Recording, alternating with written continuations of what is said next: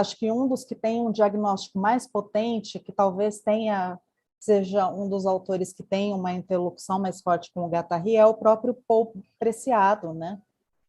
Porque o Paul Preciado vai falar justamente quando ele caracteriza ali, quando ele traz o regime fármaco-pornográfico, né?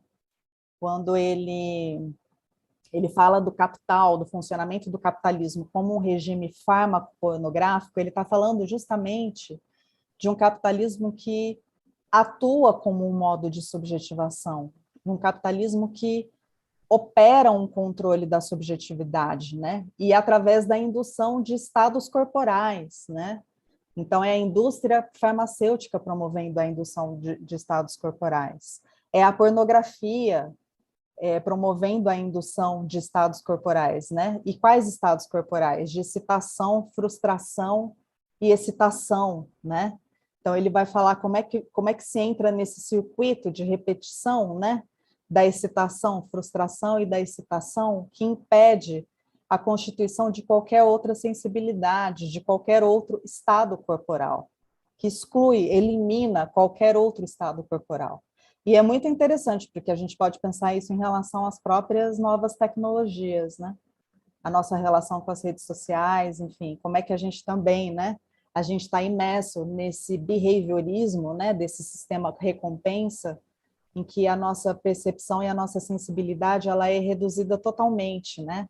A esses movimentos de excitação, frustração, excitação, né? Em que você precisa sempre de uma dose maior, né?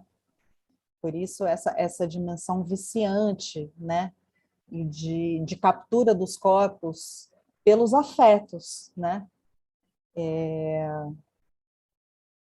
Então, e aí o que é interessante, né? Porque aí da perspectiva, por exemplo, do Paul Preciado e da perspectiva do Guattari, o Guattari, quando ele fala dos modos de subjetivação, como é que eles se dão também a partir dessa dimensão vibrátil intensiva, e não só, né? Como é que o modo de subjetivação ele se constitui micropoliticamente, né? Ele vai trazer algo que eu acho que é muito instigante também para a gente pensar, a gente enquanto esquerda, a gente que faz pesquisa na universidade, a gente que escreve, que é justamente essa relação entre afeto e corpo, né? Então, vejam, quando Paul Preciado fala desse controle da subjetividade através da criação de um circuito de excitação, frustração e excitação, quando Paul Preciado fala que você tem uma indústria de produção de imagens e a criação de um regime perceptivo através da pornografia, em que a imagem afeta diretamente os corpos, né? Então, você não tem... eu sempre brinco, quando eu falo disso com os alunos de graduação, eu sempre falo, gente, se alguém me lembrar de um filme pornô que tenha um super enredo, uma super narrativa, tá aprovado na disciplina. Porque é isso, né? Não se trata disso, quer dizer, não se trata de um regime, né, semiótico, linguístico, que passa pelo significado, que passa pela interpretação, que passa pela mensagem, que passa pelo conteúdo, né? Não se trata de um regime semiótico dirigido a um corpo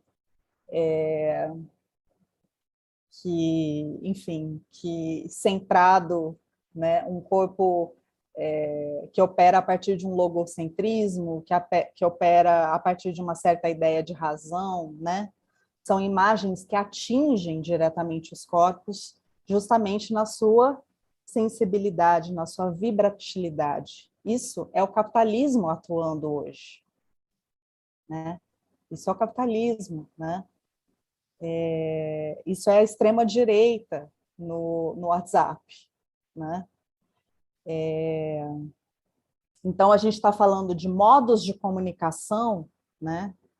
que se dirigem à dimensão inconsciente, pré-subjetiva, virtual, potencial, intensiva, vibrátil da vida, né?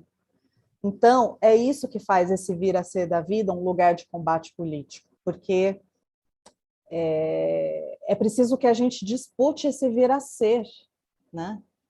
É preciso que a gente dispute esse vir a ser, né? Esse vir a ser da vida que está sendo pensado da perspectiva do Paul Preciado, né?